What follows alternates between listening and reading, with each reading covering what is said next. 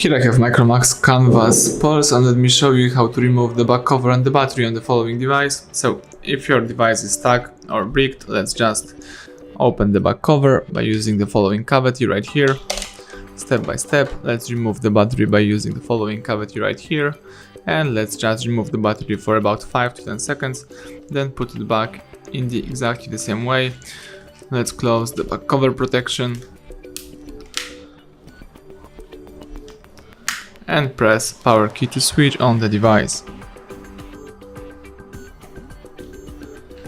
The device is switching on, so let's wait a couple of seconds until you will be able to use your device.